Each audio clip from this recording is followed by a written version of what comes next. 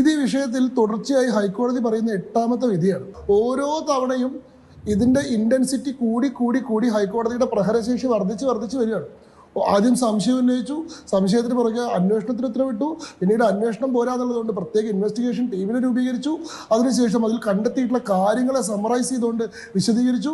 ഇപ്പോൾ ഏറ്റവും അവസാനത്തെ ന്യായീകരണത്തിന് പോലും സ്കോപ്പില്ലാത്ത വിധത്തിൽ കഴിഞ്ഞ ഉത്തരവിൽ തിരുവിതാംകൂർ ദേവസ്വം ബോർഡ് ഡയറക്ട്ലി കൾപ്പബിളാണ്, ഡയറക്ട്ലി അവർക്ക് കുറ്റകൃത്യം ഉണ്ടെന്ന് പറയുകയാണെങ്കിൽ ഇത്തവണ പറയുന്നതും ഈ താഴെയുള്ള ഉദ്യോഗസ്ഥന്മാരെ പഴി ചാരിക്കൊണ്ട് മേലെയുള്ള ഉദ്യോഗസ്ഥന്മാർക്ക് ഒഴിവാവാൻ സാധിക്കില്ല.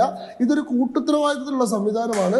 ഇതിലുള്ള തിരിമറിക്ക് ദേവസ്വം ബോർഡ് എന്ന് പറയുന്ന സംവിധാനം ആസ് എ ഹോൾ കലക്റ്റീവായിട്ട് ഉത്തരവാദിയാണ് എന്നാണ് ഇന്നത്തെ ഹൈക്കോടതി വിധിയുടെ ഒരു സ്പെഷ്യൽ ആയിട്ടുള്ള ഫൈൻഡിങ്. ഇതിന്റെ അടിസ്ഥാനത്തിൽ ഈ ദേവസ്വം ബോർഡ് എന്ന് പറയുന്ന സംവിധാനത്തിന് തുടരാൻ യാതൊരു ധാർമ്മികമായിട്ടുള്ള അധികാരം ഇല്ലാണ്ടായിരിക്കുകയാണ്. ഇവർ നാണമൊക്കെയുള്ള ആൾക്കാരാണെങ്കിൽ ഇതിനു മുമ്പേ രാജിവെക്കാൻ ഇവർക്ക് 7 അവസരം ഉണ്ടായിരുന്നു.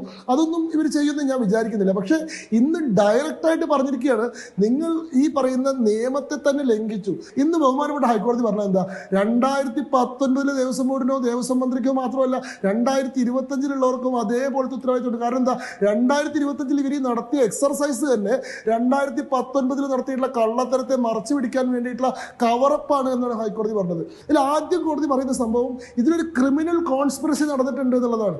ആ ക്രിമിനൽ കോൺസ്പിറസിയിൽ അന്ന് മുതൽ ഇന്ന് വരെയുള്ള ദേവസ്വം ബോർഡിന്റെ സംവിധാനം മുഴുവനായിട്ട് ഉൾപ്പെട്ടിട്ടുണ്ട്.